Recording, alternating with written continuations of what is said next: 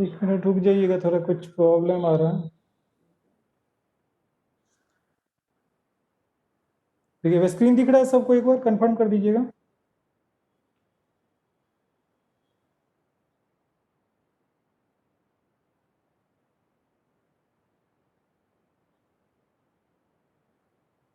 Yes sir. ठीक है, चलिए अब स्टार्ट कर रहे हैं।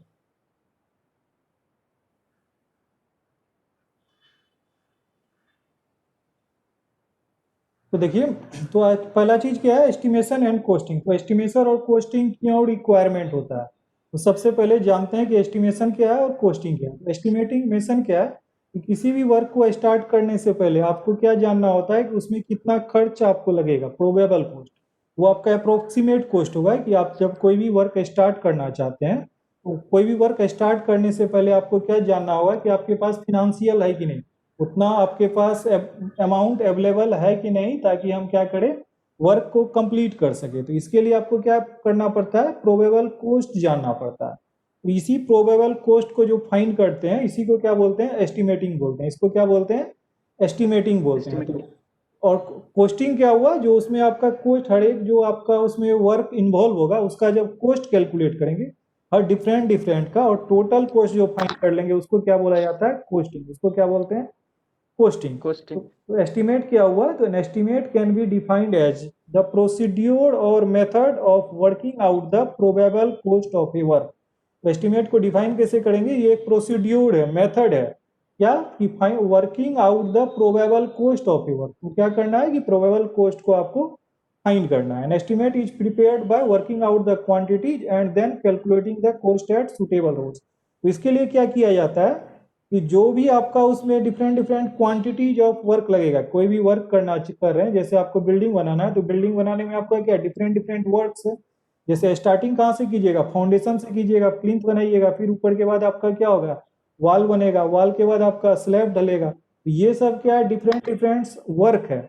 उसका आपको क्या करना होता है, अलग अलग क्वांटिटीज कैलकुलेट करना होता है। जो भी आपका वर्क उसमें लगेगा उसका क्या करते हैं, पहले क्वांटिटीज कैलकुलेट करते हैं, और फिर उसको क्या करते हैं, क्वांटिटीज को सुटेबल रेट से उसको मल्टीप्लाई कर दिया जाता है। तो उससे क्या आ जाता है, उसका एक कॉस्ट आ जाता है।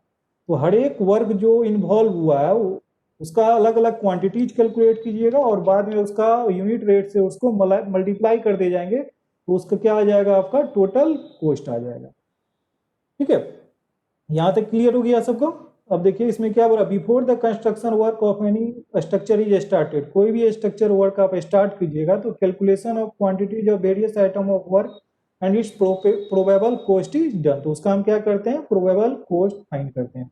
इसी को क्या बोला जाता है, इसी इसी नोन एज एस्टिमेटिंग। इसी को हम क्या बोलते हैं, एस्टिमेटिंग बोलते हैं।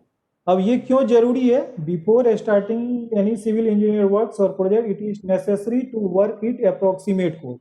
इसके लिए हम क्या करते हैं, अप्रोक्सीमेट कॉस्ट फाइंड करना पड़ता है। अप्रोक्सीमेट कॉस्ट कैसे फाइंड करेंगे, bye calculating quantities of various item. Various item calculate कर लिए, उसको मल्टीप्लाई कर देंगे उसके क्या, रेट से। ठीक है, इसका रेट से मल्टीप्लाई कर देंगे तो आपका क्या आ जाएगा, उसका कॉस्ट निकल के आ जाएगा। ठीक है, अब इसके लिए क्या चीज होता है, एस्टिमेट। अब एस्टिमेट जो प्रिपेयर करते हैं तो इसको दो फॉर्म में किया जाता है। एक होता है मेजरमेंट सीट। मेजरमेंट सीट क्या होता है, इसमें क्वांटिटी लिखा जाता है, क्वांटिटी का जो कैलकुलेशन करते हैं चार्ट बना के, उस सीट को क्या बोलते हैं, मेजरमेंट सीट। ठीक है, इसमें क्या करेंगे, क्वांटिटी का कैलकुलेशन किया जाता है। और दूसरा क्या होता है, एब्स्ट्रैक्ट सीट। एब्स्ट्रैक्ट सीट में क्या किया जाता है, जो क्वांटिटी आप कैलकुलेट किए हैं उसका यूनिट रेट से मल्टीप्लाई करके आपको उसका टोटल कॉस्ट फाइंड किया जाता है। तो एक हो गया मेजरमेंट सीट, दूसरा क्या हो गया, एब्स्ट्रैक्ट सीट। एक हो गया मेजरमेंट सीट, दूसरा क्या हो गया, एब्स्ट्रैक्ट सीट। अब कोस्टिंग क्या है, कोस्टिंग को कैसे डिफाइन किया है, as the determination of actual cost of work before execution of it. जो आप एक्चुअल कॉस्ट फाइंड करते हैं टोटल आपका प्रोजेक्ट का, उसको क्या बोल देते हैं, कोस्टिंग बोल देते हैं। ठीक है, to know the cost of work detail estimate is prepared. इसके लिए क्या किया जाता है, एक्चुअल कॉस्ट अगर आपको फाइंड करना है तो उसके लिए डिटेल एस्टिमेट कीजिएगा। और कैसे, मेजरमेंट करना होगा। पहले मेजरमेंट सीट पर आप क्या करते हैं, टोटल क्वांटिटी को मेजर किए, उसके बाद इसका रेट से मल्टीप्लाई कर दिए, तो वो आपको क्या दे देगा, आपका कॉस्ट बता देगा। ठीक है, अब इसका पर्पस क्या है, अब इसमें आपका कुछ पर्पस दिया हुआ है, purpose of estimation and. Purpose of estimation इसको हम शॉर्ट में आपको डील कर देते हैं। ये कुछ कुछ आपका पॉइंट दिया हुआ है, तो पर्पस ऑफ एस्टिमेशन, तो एस्टिमेशन का पर्पस क्या है? सबसे पहले to know the approximate cost of work, क्या करना है? अप्रोक्सीमेट कॉस्ट आपको पता करना है। क्यों अप्रोक्सीमेट कॉस्ट? क्योंकि आपके पास क्या होता है, इनकम आपका जो आपके पास अमाउंट है वो आपका लिमिटेड है ना, तो कितना आपको कॉस्ट लगेगा उससे जो आपके पास अमाउंट लिमिटेड अवेलेबल है उसमें पूरा कॉस्ट कंप्लीट हो पाएगा कि नहीं, तो इसका पर्पस क्या हो गया? To know the approximate cost of work. ठीक है, फिर दूसरा चीज क्या है? Approximate quantity of various material and labours required, हर एक वर्क में आपका कितना मटेरियल रिक्वायरमेंट है, कितना आपका लेबर लगेगा, इसका एक अप्रोक्सीमेट आइडिया लग जाता है। फिर अगर आपका कोई गवर्नमेंट बॉडी इसको वर्क बना रहा है, कोई प्रोजेक्ट बना रहा है, तो उसमें कितना टोटल कितना सेंशन होगा, कितना अमाउंट सेंशन करेगा government for technical sanction of the project. ठीक है, तो टेक्निकल सेंशन क्या हुआ? जो भी आपका अथॉरिटी होता है, गवर्नमेंट अथॉरिटी है, वो उतना फंड पास करता है, तो उसके लिए आपको कितना फंड आपको वो देगा सरकार, गवर्नमेंट, इस वर्क के लिए, तो इसका एक इससे आइडिया निकल जाता है। फिर इसी सेंशन के आधार पर क्या किया जाता है? टेंडर और का अरेंजमेंट किया जाता है, किसी को कॉन्ट्रैक्ट दिया जाता है। तो ये चीज क्या हो गया? For inviting tender and to arrange contract. ठीक है, जो आपका अमाउंट सेंशन किया जाएगा उसी के आधार पर आप क्या कीजिएगा, उसको सरकार क्या निकालती है? टेंडर निकालती है, किसी कंपनी को दिया जाता है उस वर्क को कंप्लीट करने के लिए, कॉन्ट्रैक्ट साइन किया जाता है। तो ये चीज हो गई। तो have an idea about the time of completion, एक लगभग आपको क्या आइडिया निकल जाता है, जो आपका हर एक पोस्ट, इससे क्या हो जाता है? एक आइडिया मिल जाता है कितना दिन में आपका कंप्लीट हो जाएगा प्रोजेक्ट। इसके बाद क्या है? To give an idea for giving control over expenditure during construction, इससे आपको क्या लग जाता है? एक आइडिया लग जाता है कितना आपका एक्सपेंडिचर हो रहा है। अगर क्या हो जाए, अगर एक्सपेंडिचर आपके पास कम हो गया, तो इससे क्या होगा? आपका हो सकता है वर्क पूरा नहीं हो सके, बीच में ही आपका क्या हो जाएगा? रुक जाता है। या हो सकता है कि आपका कि मटेरियल का कॉस्ट बढ़ गया, तो उस समय आपको क्या करना होगा? फिर वर्क को रोकना पड़ेगा। ठीक है, तो उसके लिए फिर क्या कीजिएगा कि आपको कुछ स्पेसिफिकेशन में चेंजिंग लाना पड़ता है, स्पेसिफिकेशन को क्या करते हैं? चेंज कर देते हैं। ठीक है, या मटेरियल में डिविएशन आएगा, या तो क्या हो जाएगा? मटेरियल आपका डिविएट करेगा, तो इससे आपका ये क्या हो गया? Purpose of estimation. ठीक है, तो ये छोटा छोटा पॉइंट है, डायरेक्ट याद कर लीजिएगा इसको। फिर आपका पर्पस ऑफ कोस्टिंग, कोस्टिंग का क्या पर्पस है? कोस्टिंग का क्या क्या पर्पस है? देखिए, to determine probable cost of work before execution, कि आपको क्या होता है कि काम करने से स्टार्ट, जैसे ही एक्सक्यूशन से पहले आपको एक प्रोबेबल कॉस्ट आपको पता चल जाता है। It helps in financial planning और to honour before going for customer, इससे आपको क्या, कितना पैसा आपके पास अवेलेबल है, कितना आपका फिनेंशियल पोजीशन है, या हो सकता है आपको लोन लेना पड़े, तो इससे एक आइडिया निकल के आ जाता है। ठीक है, तो कोस्टिंग से आपका costing of various items required for construction of a structure is known well in advance and accordingly arrangement of finance can be made। तो आपको क्या है, उसी जिस तरह आपका खर्च होगा, एक आपका एस्टिमेट से ये आइडिया लग जाता है कि कौन सा वर्क स्टार्ट हुआ और उसमें कितना खर्च आएगा, तो उसके अनुसार आप क्या कीजिएगा? फिनांस का अरेंजमेंट कीजिएगा। ठीक है, हो सकता है आपके पास फिनांस नहीं है तो उसके लिए लोन लिया जाता है। ठीक है, बैंक से आप लोन लीजिएगा उसको कंप्लीट करने के लिए, कितना लोन लेना है आपको, तो ये सब का आइडिया आपको किससे? पोस्टिंग से पता चल जाता है। फिर addition and alteration in planning and designing, हो सकता है कि आपके पास जैसे आपको मान लीजिए फर्श बनाना है, तो फर्श में क्या किया जा सकता है? आपका टाइल्स लगा सकते हैं, मोजाइक लगा सकते हैं, अलग अलग आपका, तो हर एक में क्या होगा? कॉस्ट अलग अलग आएगा, तो वो आपके पास जो अवेलेबल अमाउंट है उसी के आधार पर उसका क्या कीजिएगा? प्लानिंग कीजिएगा और डिजाइनिंग कीजिएगा। हो सकता है आपको उसमें डिजाइन में हो सकता है चेंजिंग भी ला सकते हैं उसके अनुसार। अगर आपके पास का अवेलेबल फंड कम है तो आप उसके जगह आप क्या कीजिएगा? नॉर्मल आप प्रोवाइड कीजिएगा। ठीक है, तो ये सब इससे आपको पता चल जाता है, जितना भी पॉइंट्स हम बोलेंगे। फिर अब टाइप्स है, ये आपका क्या है? Different types of estimate. तो पहला है, दो टाइप में जनरली एस्टिमेट को डिवाइड किया है, एक अप्रोक्सीमेट और दूसरा डिटेल। एक क्या हो गया आपका? अप्रोक्सीमेट एस्टिमेट और दूसरा डिटेल एस्टिमेट। अप्रोक्सीमेट एस्टिमेट का भी डिफरेंट डिफरेंट टाइप है। जैसे अप्रोक्सीमेट एस्टिमेट को ही प्रिलिमिनरी एस्टिमेट बोलते हैं, एब्स्ट्रैक्ट और रफ कॉस्ट एस्टिमेट भी बोला जाता है, ये सब एक ही नाम है। ठीक है, प्रिलिमिनरी अप्रोक्सीमेट बोल दीजिए, preliminary estimate, approximate estimate, abstract और रफ कॉस्ट एस्टिमेट, ये सारा एक ही नाम है। इसी के अंदर ये तीन चीज आएगा आपका: plinth area estimate, cube rate estimate और cubical content estimate, approximate quantity method estimate. ये क्या है? सारा ये प्रिलिमिनरी एस्टिमेट का ही टाइप्स है, इसका अलग अलग मेथड है करने का। एक में plinth area estimate, cube rate estimate और अप्रोक्सीमेट क्वांटिटी मेथड एस्टिमेट, ये तीनों के आपका प्रिलिमिनरी एस्टिमेट करने का ही तरीका है। फिर नेक्स्ट है आपका डिटेल एस्टिमेट। डिटेल एस्टिमेट के अंदर क्या, इसको आइटम रेट एस्टिमेट भी बोलते हैं। डिटेल एस्टिमेट को क्या बोला जाता है, आइटम रेट एस्टिमेट, क्योंकि इसमें हर एक आइटम का अच्छा से पूरा डिटेल में एस्टिमेट किया जाता है। इस समय आपको ये अप्रोक्सीमेट कॉस्ट देगा, ये से आपको सिर्फ कितना प्रोजेक्ट में कॉस्ट लगेगा ये पता चलता है प्रीलिमिनरी एस्टिमेट से, लेकिन प्रीलिमिनरी एस्टिमेट के बाद उसका फिर डिटेल एस्टिमेट किया जाता है। तो डिटेल एस्टिमेट क्या बताता है आपको, ये टोटल पूरा एकदम डिटेल में आपका एक्चुअल कॉस्ट बताएगा, हर एक क्वांटिटी का इसमें डिटेल में एस्टिमेट करते हैं। ठीक है, इसी के अंदर आता है revise estimate, supplementary and revise estimate, annual repair estimate. ये जो नीचे आपका चार है, revise, supplementary and revise, annual repair और एनुअल मेंटेनेंस, ये चारों आपका क्या होता है, डिटेल एस्टिमेट के अंदर आता है। ठीक है, तो ये सारा क्या हो गया, डिफरेंट टाइप ऑफ एस्टिमेट हो गया। अब एक एक करके जल्दी जल्दी हम इसको खत्म करते हैं। ठीक है, अब देखिए अप्रोक्सीमेट कॉस्ट के एस्टिमेट क्या है। तो approximate estimate is made to find out an approximate cost in short time. ये क्या होता है, बहुत ही कम टाइम में सिर्फ इसे अप्रोक्सीमेट कॉस्ट फाइंड करने के लिए किया जाता है। ठीक है, तो without taking out actual quantity, इसमें आप एक्चुअल क्वांटिटी कैलकुलेट नहीं करते हैं, सिंपली क्या अप्रोक्सीमेट आइडिया लगा लिया जाता है कि कॉस्ट कितना होगा। This enables the responsibility authority to consider the financial aspect of scheme. इससे आपको क्या पता चलेगा कि कितना इसमें फाइनेंशियल खर्च हो रहा है। ठीक है, तो इसका जो एक्यूरेसी है ये एक्यूरेट नहीं होता है, इससे आपको ये इसका एक्यूरेसी किस पे डिपेंड करेगा, जो आपका अप्रोक्स एस्टिमेट कर रहा है उस पे का जजमेंट पे, स्किल पे, एक्सपीरियंस पे। ठीक है, उसका जजमेंट कैसा है, जो भी कर रहा है उसका एक्सपीरियंस पे डिपेंड्स करता है। अब देखिए आगे फिर क्या है इसमें, it is required for preliminary stage of various aspects of a work or project to decide the financial position and policy for administration section by competent authority like municipal corporation development authority।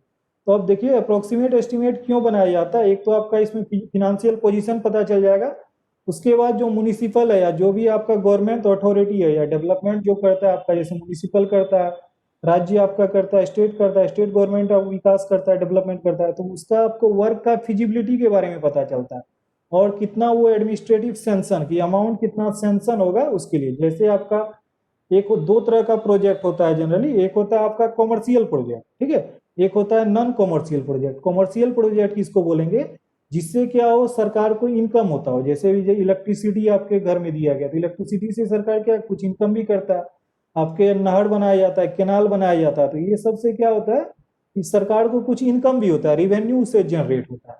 इसका feasibility के लिए अगर आपको सरकार उसमें इतना invest कर रहा है, अगर उससे उसको ज्यादा इनकम नहीं होगा तो फिर उसमें नहीं लगाएगा ना, वो कि कितना सरकार उसमें इन्वेस्ट किया और कितना सरकार को इनकम होगा, इसका फिजिबिलिटी चेक करने के लिए क्या करते हैं, अप्रोक्सीमेट एस्टिमेट किया जाता है। पहले ये चीज देखा जाता है कि कितना इस प्रोजेक्ट में खर्च होगा। ठीक है, जैसे ना कहीं नहर बनाना है तो उससे देखा जाएगा कि कितना हेक्टेयर लैंड को इरिगेट किया जा सकता है। ठीक है, उससे फिर कितना इनकम आएगा, अगर सरकार को उसमें ज्यादा अगर क्या ज्यादा उसमें फायदा होगा तो वो क्या करेगा, उसके लिए आपको उसके अमाउंट सेंक्शन कर देगा। तो पहले ये चीज कैलकुलेट किया जाता है कि उससे इनकम कितना होगा, ठीक है, और कितना उस पर इन्वेस्टमेंट होगा। अगर आप कोई भी प्रोजेक्ट बना रहे हैं, अगर उससे आपको फायदा नहीं है तो वो आप नहीं बनाइएगा ना, उसमें कितना इन्वेस्टमेंट होगा और कितना उससे इनकम होगा, इसका फिजिबिलिटी चेक किया जाता है। तो ये हुआ कमर्शियल प्रोजेक्ट के लिए। और कुछ क्या आपका नॉन कमर्शियल प्रोजेक्ट है, तो नॉन कमर्शियल प्रोजेक्ट जिससे आपको सरकार को कोई इनकम नहीं होगा, लेकिन वो चीज क्या रिक्वायर है, जैसे आपका कहीं बाढ़ आ गया, ठीक है,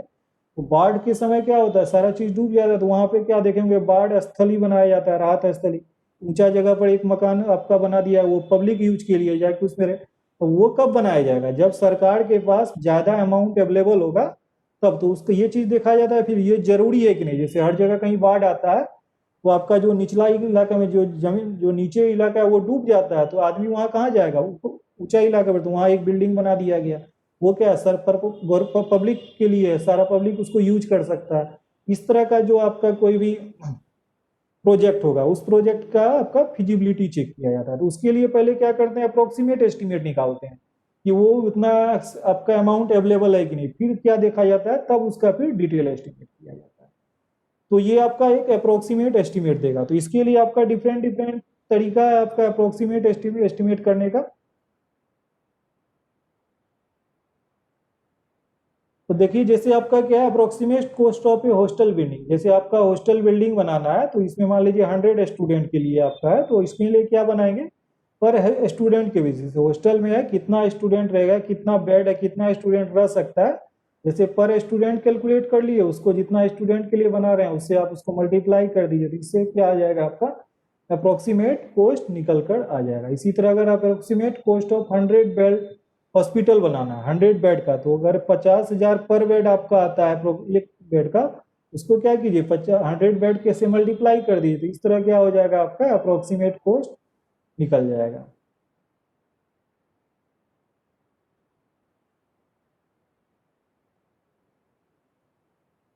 ठीक है, अब अप्रोक्सीमेट एस्टिमेट क्यों बनाया जाता है, इसका पर्पस एक सवाल आ सकता है, use of approximate estimate, approximate estimate का यूज किया, तो एक पहला पॉइंट हो गया इसमें, to give rough idea of the probable expenditure, इससे आपको क्या आइडिया मिलेगा, रफ आइडिया मिल जाता है कितना खर्च होगा, कोई भी कार्य को स्टार्ट करने से पहले आपको कितना उसमें कितना फिनेंशियल आपका उसमें खर्च हो रहा है, तो इससे फिनेंशियल फिजिबिलिटी पता चल जाता है। ठीक है, ये आपको रफ आइडिया दे देगा कि तो कितना कॉस्ट इसमें लगेगा। ठीक है, तो अगर ये आपका ये फिजिबल है तो फर्दर उसका क्या करते हैं डिटेल एस्टिमेट करते हैं, अगर क्या हो जाए ये अगर पहले अप्रोक्सीमेट एस्टिमेट तैयार करते हैं, अगर वो फिजिबल हो गया तब जाके हम क्या करते हैं डिटेल एस्टिमेट करते हैं।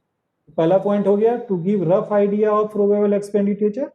फिर सेकेंड है फॉर एडमिनिस्ट्रेटिव अप्रूवल, अब इसका एडमिनिस्ट्रेटिव अप्रूवल के लिए गवर्नमेंट जो कितना अमाउंट सेंशन करेगी तो ये इसका भी फिजिबिलिटी देखता है, अगर पब्लिक वर्क है या आपका कमर्शियल प्रोजेक्ट है नॉन कमर्शियल प्रोजेक्ट है, अगर सरकार को देख रहा है उसमें ज़्यादा जरूरी है तो उसके लिए आपको उसका और अप्रूवल उसको सरकार क्या करती है जो उसका उसको अप्रूवल दे देती है। ठीक है, the sanction is given on the basis of approximate cost found or by approximate method।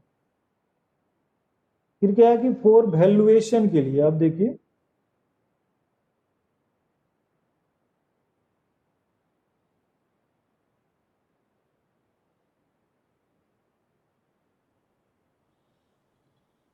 For valuation and rent fixation. ठीक है, अगर आपको क्या करना है मान लीजिए कोई प्रॉपर्टी परचेज करना है तो उसके लिए पहले क्या आप कोई प्रॉपर्टी परचेज कीजिएगा तो उसका पहले वैल्यूएशन करना पड़ता है कितना, तो उसके लिए आपका रफ एस्टिमेट जरूरी है। ठीक है, सेल और परचेज ऑफ प्रॉपर्टी कि आपको यानी जमीन बेचना है या कोई आपका प्रॉपर्टी है उसको आप बेचना चाहते हैं तो उससे पहले उसको आपको क्या करना होगा कितना उसमें कॉस्ट पहले का आप इन्वेस्ट किए हैं वो जानना जरूरी है, तो इसीलिए आप इसका क्या लगाइएगा अप्रोक्सीमेट कॉस्ट कैलकुलेट कीजिएगा। तो सेल और परचेज ऑफ प्रॉपर्टी के लिए रेंट फिक्सेशन ऑफ प्रॉपर्टी, यानी आपको अगर रेंट उससे लेना है किसी को आपको रेंट पर देना है प्रॉपर्टी, उस समय भी क्या किया जाता है अप्रोक्सीमेट कॉस्ट कैलकुलेट किया जाता है कि उससे आपको फिर कितना रेंट आप लीजिएगा, जितना ज्यादा अमाउंट का प्रॉपर्टी होगा उतना ज्यादा आपको उससे रेंट मिलेगा। ठीक है, उस पर टैक्स अगर किसी तरह का टैक्स इन्वॉल्व है तो उससे टैक्स के लिए किया जाता है। इंश्योरेंस अगर आपका प्रॉपर्टी पे इंश्योरेंस देते हैं उसके लिए भी क्या किया जाता है वैल्यूएशन उसका किया जाता है, फॉर वैल्यूएशन एंड आपका रेंट फिक्सेशन। अब फिर आपका क्या है डिटेल एस्टिमेट है, तो डिटेल एस्टिमेट क्या देता है आपका डिटेल एक्चुअल कॉस्ट आपको देगा, ये आपको पहले ही पता चल जाएगा कि एक्चुअल कॉस्ट कितना बिल्डिंग में आपका लगना है, तो इससे में क्या करते हैं डिटेल एस्टिमेट करते हैं। तो डिटेल एस्टिमेट में आपको क्या निकाला जाता है कि हर एक आइटम का जो भी उसमें आइटम इन्वॉल्व है तो हर एक आइटम जो उसमें इन्वॉल्व है उसका एग्जैक्ट क्वांटिटी फाइंड किया जाता है। इसमें क्या करते हैं इससे पहले अप्रोक्सीमेट फाइंड करते थे, डिटेल एस्टिमेट में क्या किया जाता है उसका एग्जैक्ट क्वांटिटी फाइंड किया जाता है और फिर उसको यूनिट रेट हर एक आइटम के यूनिट रेट से मल्टीप्लाई करके आपका फाइंड बनाया जाता है, उससे क्या मिलेगा आपका डिटेल एस्टिमेट मिलेगा। और detail estimate is prepared in 2 stage, detail estimate क्या करते हैं 2 स्टेज में बनाते हैं। पहले क्या करते हैं details of measurement and calculation of quantity, इसमें क्या कीजिएगा डिटेल मेजरमेंट कीजिएगा और उसका क्वांटिटी कैलकुलेट कीजिएगा, फिर उसका कॉस्ट कैलकुलेट करना है एब्स्ट्रैक्ट ऑफ एस्टिमेट कॉस्ट।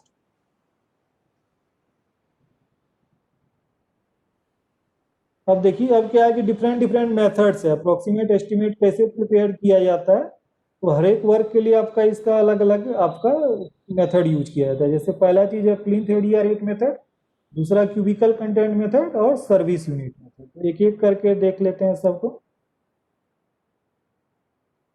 अब देखिए सबसे पहला इसमें क्या है प्लिंथ एरिया रेट मेथड, तो प्लिंथ एरिया आपका this estimate is prepared on the basis of plinth area of building. तो ये कैसे बनाते हैं, प्लिंथ एरिया के पे। This method is estimate is prepared on the basis of plinth area of building. तो प्लिंथ एरिया क्या होता है, प्लिंथ एरिया किसको बोलते हैं, plinth area, plinth area should be calculated for the cover area. जो भी आपका कवर एरिया या कहाँ पे, फ्लोर लेवल पर, जो बिल्डिंग का जो आपका फ्लोर लेवल पे है, फ्लोर लेवल पे आप क्या कीजिए, एक्सटर्नल डायमेंशन ले लीजिए, ठीक है। फ्लोर एरिया पे क्या किया जाता है, बाय एक्सटर्नल डायमेंशन। जो फ्लोर एरिया है आपका, फ्लोर एरिया पर फ्लोर लेवल पे क्या कीजिए, एक्सटर्नल डायमेंशन ऑफ बिल्डिंग ले लीजिए। उसी को क्या बोलते हैं, प्लिंथ एरिया बोलते हैं, ठीक है। तो this estimate is prepared on the basis of plinth area of building. ये आपका प्लिंथ एरिया पे बनाया जाता है।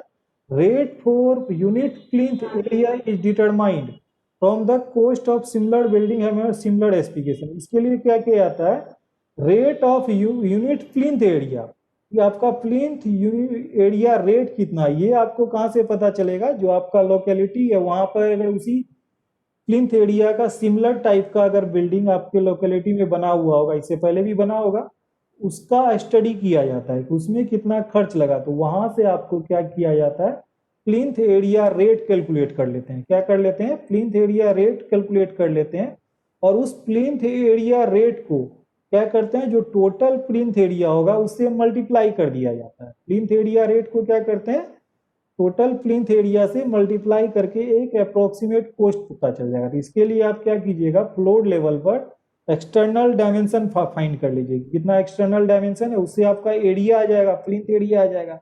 तो इस प्लिंथ एरिया को प्लिंथ एरिया रेट से आपको मल्टीप्लाई कर देना है। प्लिंथ एरिया को क्या करते हैं, प्लिंथ एरिया रेट से मल्टीप्लाई कर दिया जाता है। तो वहां से आपका क्या आ जाएगा, अप्रोक्सीमेट प्लिंथ एरिया रेट्स आपका आ जाएगा। जैसे देखिए इसमें एक एग्जांपल दिया होगा यहाँ पे,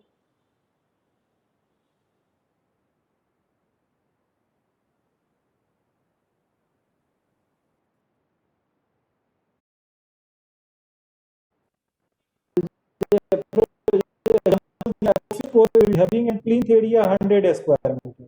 आपका क्या है, प्लिंथ एरिया आपको 100 स्क्वायर मीटर दिया हुआ है, उसको क्या कीजिए 900 पर स्क्वायर मीटर उसका कॉस्ट है, 900 पर स्क्वायर मीटर कॉस्ट है। 1 स्क्वायर मीटर का कॉस्ट कितना है, 900। 100 स्क्वायर मीटर का आपका अगर प्लिंथ एरिया है तो इसको इससे मल्टीप्लाई करके आपका कॉस्ट, तो ये क्या हो गया, अप्रोक्सीमेट कॉस्ट हो गया। ये क्या हो गया आपका, अप्रोक्सीमेट कॉस्ट, ठीक है। तो rate of construction on plinth area basis में क्या, cost of construction divided by plinth area. इससे आपका क्या आ जाएगा, प्लिंथ एरिया रेट आ जाएगा। कि टोटल कॉस्ट ऑफ कंस्ट्रक्शन कितना लगा, कोई भी आप बिल्डिंग का स्टडी कीजिएगा, बिल्डिंग में टोटल कॉस्ट ऑफ कंस्ट्रक्शन पता होगा, उसका प्लिंथ एरिया से डिवाइड कर दीजिए, तो एक आपको क्या मिल जाएगा, प्लिंथ एरिया रेट मिल जाएगा। इस प्लिंथ एरिया रेट को टोटल प्लिंथ एरिया से मल्टीप्लाई कर दीजिएगा तो कॉस्ट ऑफ प्रोपोज्ड बिल्डिंग आ जाएगा। तो ये मेथड हो गया, ठीक है। अब प्लिंथ एरिया में क्या भी इंक्लूड नहीं करते हैं, this area not include the courtyard open passage, ठीक है। इसमें कोर्टयार्ड आंगन का और जो पैसेज रास्ता है उसका एरिया को इसमें नहीं लिया जाता है, ठीक है। For a multi storey building, अगर मल्टी स्टोरी बिल्डिंग है तो plinth area estimate is prepared for each story separated. इसके लिए क्या कीजिएगा, हर एक स्टोरी का अलग अलग प्लिंथ एरिया कैलकुलेट कीजिएगा, ठीक है। फ्लोर लेवल का अलग, फर्स्ट फ्लोर का वहां पे प्लिंथ एरिया अलग होगा, सेकंड के लिए अलग होगा, तो हर एक के लिए सेपरेट आपको कैलकुलेट किया जाता है।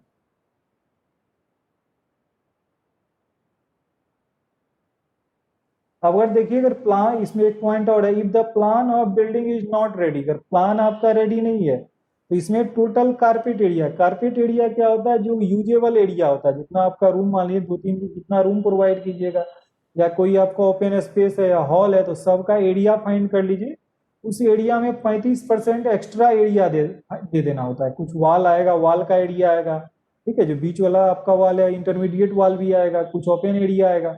इसमें क्या करते हैं, 35% एक्स्ट्रा एरिया आपको इसमें ऐड कर दिया था। Carpet area plus 35% extra area gives plinth area, ये आपको क्या करेगा, प्लिंथ एरिया देगा, ठीक है। सेकंड मेथड आइए, cubical content method. Second method क्या है आपका, क्यूबिकल कंटेंट मेथड है। तो क्यूबिकल कंटेंट का मतलब क्या हुआ, वॉल्यूम ऑफ वर्क, ठीक है। इसमें इससे पहले एरिया फाइंड किए थे, प्लिंथ एरिया फाइंड कर लिए थे। अब क्या करना है आपको, क्यूबिकल कंटेंट फाइंड करना है। तो क्यूबिकल कंटेंट कैसे फाइंड किया जाता है, तो ये भी क्या है आपका cubical content method is an approximate estimate, ये भी क्या है अप्रोक्सीमेट एस्टिमेट है।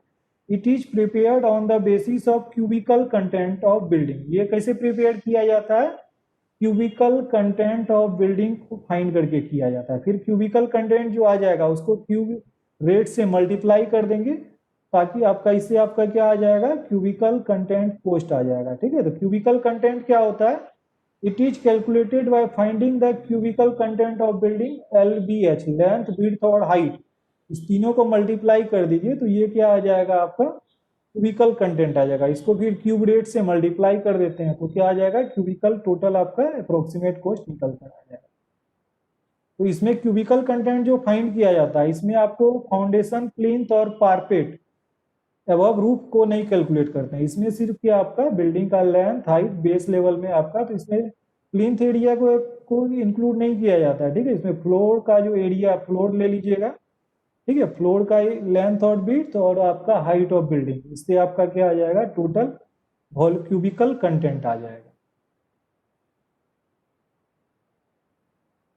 ठीक है, अब देखिए approximate cost of A building of cubical content, volume आपका दिया हुआ है क्यूबिकल कंटेंट के लिए, आपको लेंथ विड्थ इनटू हाइट कर लीजिएगा, तो इसमें डायरेक्ट दे दिया है यहाँ 400 क्यूबिक मीटर है, ये क्यूबिक मीटर में आएगा, उसको क्या करिए क्यूब रेट से मल्टीप्लाई कर दीजिए। ठीक है, उसका अगर यहाँ पर कुछ अमाउंट होगा तो इस अमाउंट यहाँ नहीं लिखा है, इसमें छूट गया है यहाँ पर। ठीक है, उसके इस अमाउंट से मल्टीप्लाई करके आपका इतना आपका रुपये आ जाएगा, यहाँ अमाउंट छोड़ दिया है, यहाँ शायद 1800 आएगा या 1800 यहाँ पे होना चाहिए। ठीक है, या 150 होगा, ये 15 18 180 होगा। ठीक है, 180 से इसको मल्टीप्लाई कर दीजिए तो ये क्या आ जाएगा 72,000 आ जाएगा। ठीक,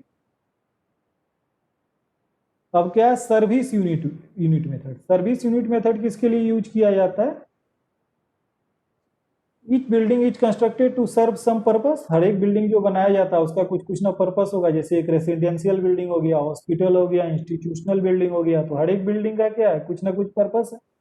तो for example hospital is design to accommodate certain number of beds, hospital जो बनाया जाता है उसमें क्या है कितना मरीज के लिए उसमें बेड अवेलेबल है, उसके आधार पर बनाया जाता है हॉस्पिटल। ठीक है, each bed is then considered a service unit of a hospital building, तो इसमें क्या कर सकते हैं हर एक बेड को आप सर्विस यूनिट ही ले सकते हैं। जैसे हॉस्टल है, हॉस्टल के लिए कितना उसमें कितना स्टूडेंट के लिए बेड होगा तो उसमें भी बेड लिया जाता है। स्कूल कॉलेज है, स्कूल कॉलेज का भी वो डिजाइन करते हैं, स्कूल में क्या कितना नंबर ऑफ स्टूडेंट है उसके लिए डिजाइन किया जाएगा।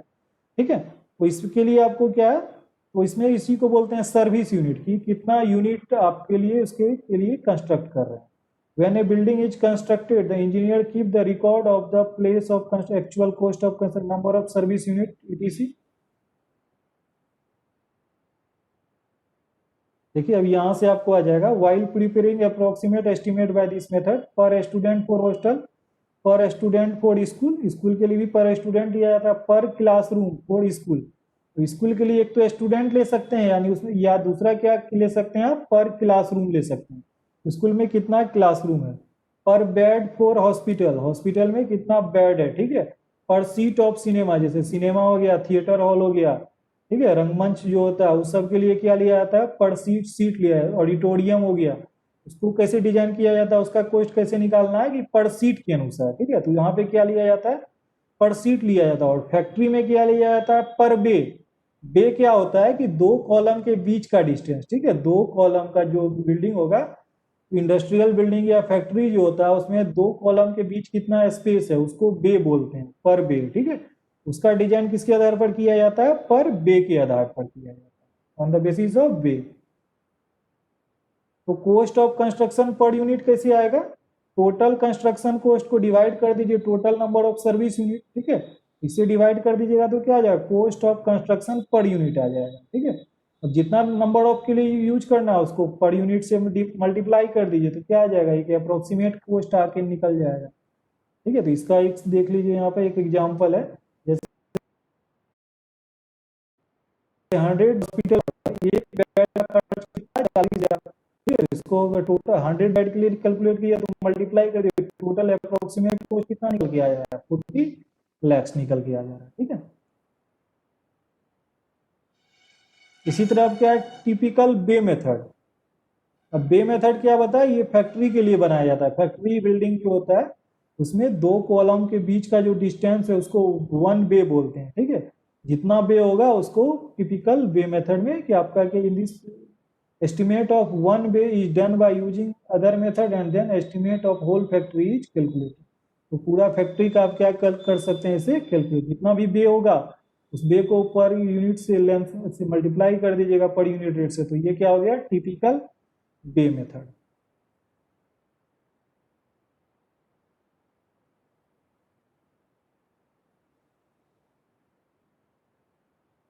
अब अप्रोक्सीमेट क्वांटिटी मेथड, ठीक है। अप्रोक्सीमेट क्वांटिटी मेथड क्या हो गया, to find the running metre rate of foundation. जैसे आपका फाउंडेशन है तो फाउंडेशन का क्या करते हैं, रनिंग मीटर में आप उसका रेट फाइंड कर लेते हैं। तो approximate quantity of items such as expectation foundation brick work up to plain DPC are calculated per running metre. इसके लिए आप क्या कीजिएगा, per running metre of wall, जितना मीटर का वॉल होगा लेंथ वो आप पर मीटर में कैलकुलेट करते हैं, फिर इसको पर रनिंग मीटर रेट से क्या करते हैं, इसको मल्टीप्लाई कर देते हैं। तो यहाँ से क्या आ जाएगा, अप्रोक्सीमेट क्वांटिटी मेथड आ जाएगा।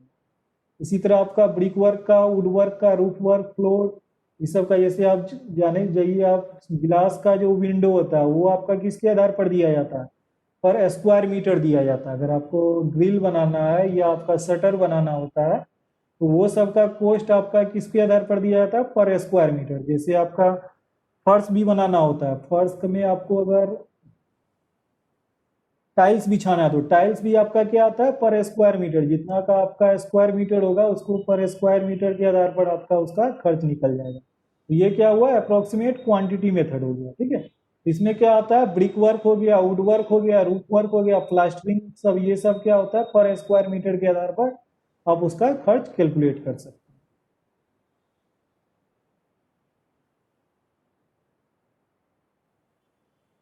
ठीक है, तो इस मेथड में क्या किया जाता है कि पर in this method approximate total length of wall is found out in running metre. Total length of wall find कर लिया जाता है, फिर इसको मल्टीप्लाई कर दिया जाता है किसे, रेट पर रनिंग मीटर ऑफ वॉल।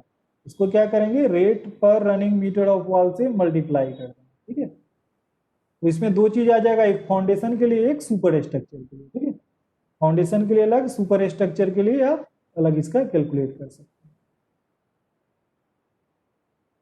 अब आप इसमें है कि एक आपका हर एक जितना भी जो जो प्रोजेक्ट है उस प्रोजेक्ट का कैसे कैलकुलेट किया जाता है अप्रोक्सीमेट एस्टिमेट, तो वो आपका अब दिया हुआ। जैसे हाईवे है आपका, हाईवे डिफरेंट डिफरेंट वर्क हो सकता है, हाईवे हो सकता है, वाटर सप्लाई प्रोजेक्ट हो गया, इरिगेशन प्रोजेक्ट हो गया, ठीक है। इसका जब एस्टिमेशन किया जाता है तो इसके लिए अप्रोक्सीमेट एस्टिमेट किस तरह लिया जाता है। हाईवे आपका रोड वर्क है तो रोड आपका है तो रोड किसके आधार पे बनेगा, पर किलोमीटर बेसिस, ठीक है। तो ये किस पे आधार पे बनाते हैं, पर किलोमीटर के। अगर ये 1 किलोमीटर का आपका रेट कैलकुलेट कर लिया जाता है, अब जितना किलोमीटर का रोड होगा, 10 किलोमीटर या 15 या 20, उसको उसके रेट से क्या करते जाइए, मल्टीप्लाई करते जाइए, ठीक है। तो ये डिपेंड किस पे करेगा, नेचर ऑफ रोड की किस तरह का रोड है आपका, ठीक है। डिफरेंट डिफरेंट रोड पड़े होंगे, विलेज रोड है, स्टेट हाईवे, नेशनल हाईवे है, ठीक है, एक्सप्रेस वे होता है। तो हर एक रोड का स्पेसिफिकेशन अलग अलग होगा, ठीक है। विलेज में जो रोड बनता है उसका स्पेसिफिकेशन कम आपका खर्च होगा, नेशनल हाईवे का अलग स्पेसिफिकेशन है, स्टेट हाईवे का अलग स्पेसिफिकेशन है, एक्सप्रेस वे का अलग स्पेसिफिकेशन है। तो उसको आपको पर किलोमीटर का जो रेट आएगा उसको टोटल किलोमीटर, जितना किलोमीटर का रोड है उससे मल्टीप्लाई कर दीजिएगा तो आपका वो आपको एक लगभग अप्रोक्सीमेट कॉस्ट कैलकुलेट हो जाएगा, ठीक है। तो हाईवे के लिए क्या लेते हैं, पर किलोमीटर बेसिस लिया जाता है। अब देखिए जो अप्रोक्सीमेट कॉस्ट हो हाईवे का आएगा उसमें आपको लैंड टू बी एक्वायर्ड, वो आपको कहीं हाईवे निकालना होता है तो सबसे पहले क्या किया जाता है, लैंड का एक्वायर किया जाता है। तो ये कॉस्ट भी आपको कैलकुलेट करना होगा इसमें। आपका हाईवे का अगर आपका कोई प्रोजेक्ट है, हाईवे भी वर्क का आपको अप्रोक्सीमेट का एस्टिमेट करना है तो आपको ये सब वर्क का भी आपको कैलकुलेट करना होगा। पहला क्या है इसमें, लैंड टू बी एक्वायर्ड, ठीक है, width and type of wearing surface of road. Width, अब रोड का विड्थ कितना है इस पर भी डिपेंड हेलो। करेगा। हाँ हेलो बोलिए। सर बोले सर हाईवे का तो सर डिटेल एस्टिमेट भी कर सकते हैं। उसके लिए आपका पहले preliminary estimate, direct detail estimate नहीं करिएगा ना, उसका पहले पहले एक तो रेगुलेटरी पॉइंट फाइंड किया जाता है कि आपको पहले देखना होगा रोड का किधर से आपको अलाइन करना है, पहले अलाइनमेंट देखा जाता है। अलाइनमेंट में आप पहले मैप का स्टडी कीजिएगा, मैप का स्टडी में आप देखिएगा कि कहाँ से आपको इजी होगा पास करना, उसका भी अब 2-3 रूट पहले फाइनलाइज किया जाता है। उसके बाद जिसमें आपका कम खर्चा है या फिजिबल है, हो सकता है कहीं आपका माउंटेन आ गया, उस रोड को आप नहीं लीजिएगा, कहीं से आपका नदी को ज्यादा क्रॉस कर रहा है, तो वहां पे आप नहीं बनाइएगा, वो सब चीज को आपको हटाना पड़ेगा, ठीक है। तो पहले आपको प्रिलिमिनरी स्टडी किया जाता है, तब जाके उसका फिर डिटेल एस्टिमेट करते हैं। पहले मैप पे सारा चीज देखा जाता है, कहाँ फॉरेस्ट है, कहाँ पे किस तरह का जमीन है। हो सकता है वहाँ दलदली ज्यादा, तो उस एरिया में नहीं बनाया जाएगा, उधर मरुस्थल ज्यादा है तो वहाँ नहीं बनाया जाएगा। अब कहीं ज्यादा गहराई जमीन है, कटिंग ज्यादा है, तो हमेशा रोड ऊंचाई पे बनाया जाता है, फिलिंग पे, इम्बार्कमेंट पे, ताकि बाढ़ का पानी नहीं आए। तो वो सब इलाका को पहले स्टडी करना होता है, ठीक है, तब जाके आप फाइनल अलाइनमेंट कीजिए। डायरेक्ट तो इसमें पहले प्रीलिमिनरी एस्टिमेट किया जाता है, प्रीलिमिनरी सर्वे किया जाता है, तब जाके फिर डिटेल सर्वे किया जाता है इसका। वो सब बेसिक में आएगा। तो डायरेक्ट में तो यहाँ पे आप पहले अप्रोक्सीमेट स्टडी कर रहे हैं ना, तब जाके फिर डिटेल स्टडी। तो अप्रोक्सीमेट के लिए हाईवे के लिए क्या लीजिएगा, पर किलोमीटर बेसिस लीजिएगा, ठीक है। तो इसमें जो आपका अप्रोक्सीमेट स्टडी, तो उसमें ये सब इंक्लूड करना पड़ेगा कि कितना आपको लैंड एक्वायर करना है। लैंड अगर पहले से एक्वायर नहीं किया हुआ है तो आपको जमीन तो खरीदना होगा। अब हर एक कोई जमीन नहीं देगा, तो उसका जिसका जमीन है उसको मुआवजा देना होता है, ठीक है। तो जब भी रोड बनता है तो आप देखेंगे जो भी लैंड एक्वायर किया गया है तो 2-3 गुना ज्यादा लैंड एक्वायर कर लिया जाता है, क्यों? अब इसमें अगर वहां का डेवलपमेंट ज्यादा होगा, ठीक है, आप देखेंगे जहां पे भी सर जमीन। स्क्रीन शेयर नहीं हो रहा है। स्क्रीन, वो नेटवर्क स्क्रीन शेयर नहीं हो रहा है। हाँ अब सर ठीक। 1 मिनट में फिर से कर देगा। अब सर ठीक है।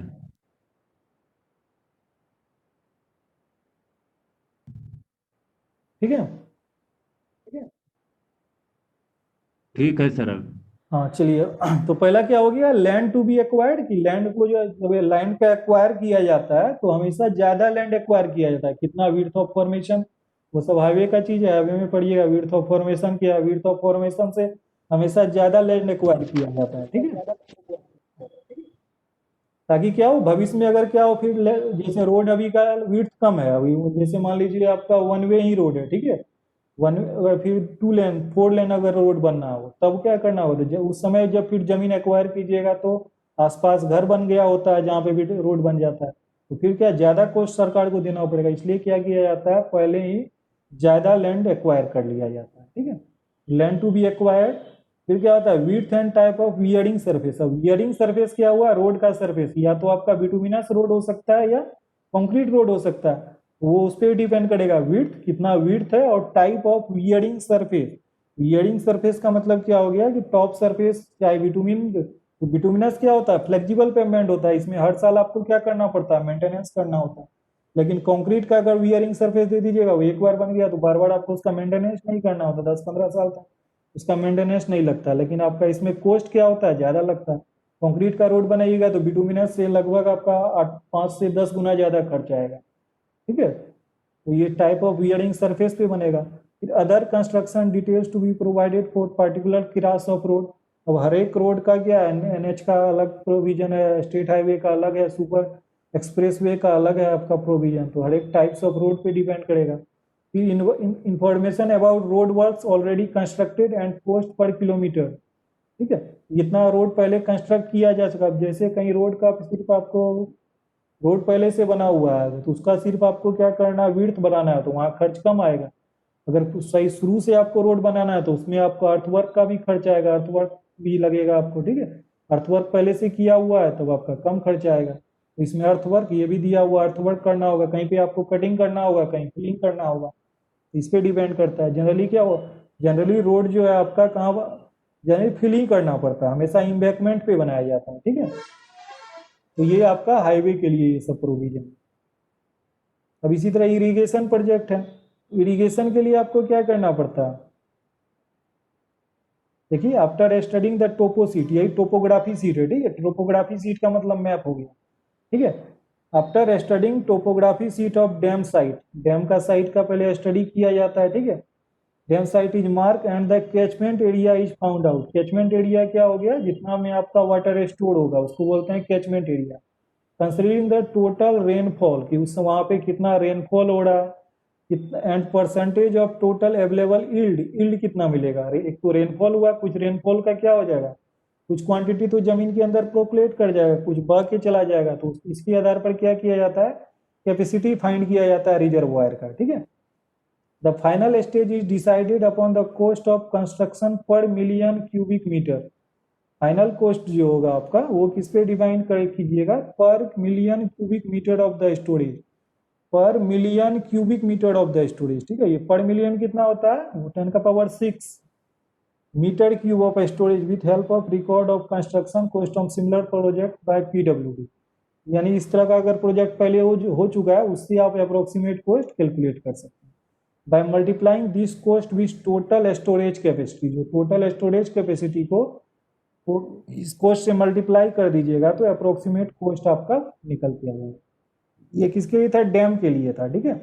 डैम के लिए आपको क्या करना पड़ेगा कि कितना per million cubic metre of storage है। 1 मिलियन में होता है 10⁻⁶, ठीक है। मिलियन कितना होता है 10⁻⁶।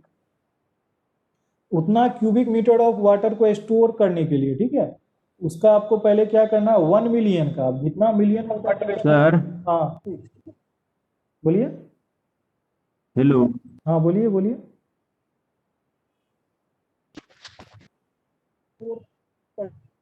क्या पूछिए, क्या सवाल है। हेलो। हाँ बोलिए ना।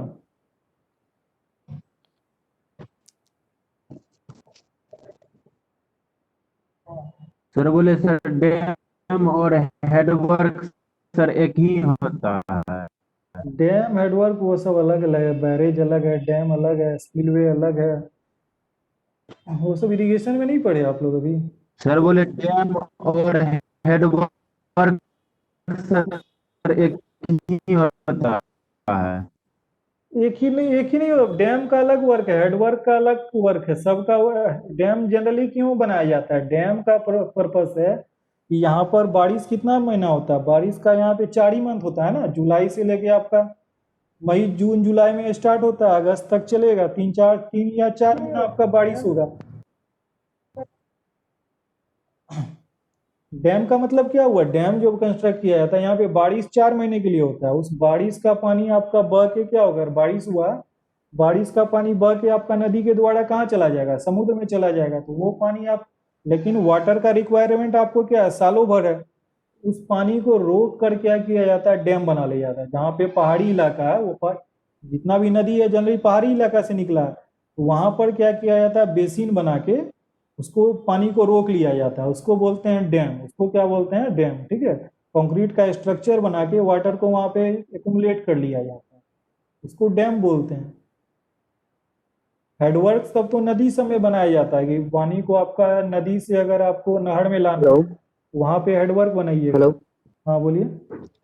सर, एक क्वेश्चन मेरा भी है। हाँ बोलिए। सर, क्यूबिकल कंटेंट मेथड जो पढ़ाए थे सर, उसमें जो हाइट ऑफ बिल्डिंग लेंगे, हाँ सर पूरा डेप्थ से लेंगे कि फाउंडेशन से लेंगे कि सर सुपर सुपर स्ट्रक्चर लेंगे?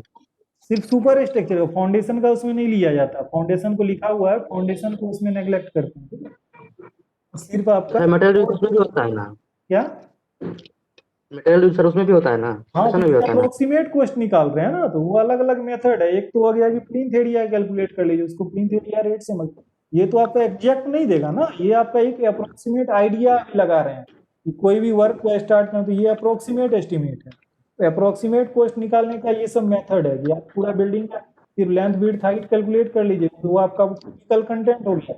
अब उस तरह का जो बिल्डिंग आपके लोकेलिटी में बना होगा, इससे पहले भी तो अभी जैसे आप नया बिल्डिंग अभी बनाना चाहते हैं तो आपको एक आइडिया लग गया इतना कॉस्ट लगेगा, तो ये कॉस्ट कैसे कैलकुलेट कीजिएगा। आसपास जो बिल्डिंग बना है उसको जो बनाया होगा उससे आप जाके पूछिएगा कि टोटल खर्च कितना आया, उसका लेंथ विड्थ हाइट आप एक अप्रोक्सीमेट कैलकुलेट कर लीजिए, टोटल खर्च जितना आया उसको डिवाइड कर दीजिए, वो क्या आ जाएगा आपका क्यूबिकल कंटेंट रेट आ गया। जी चार सर। बिल्डिंग का स्टडी कीजिएगा तो आपका एक आइडिया लग जाएगा कि इतना अगर मीटर इतना में क्यूबिकल कंटेंट है तो इसका खर्च इतना आता है। तो आपका जितना क्यूबिकल कंटेंट का बना रहे हैं उसको उस खर्च से मल्टीप्लाई कर दीजिए, तो एक अप्रोक्सीमेट क्या हो जाएगा, आइडिया लग जाएगा कि कितना ठीक है। खर्च आपका लगेगा, ठीक है।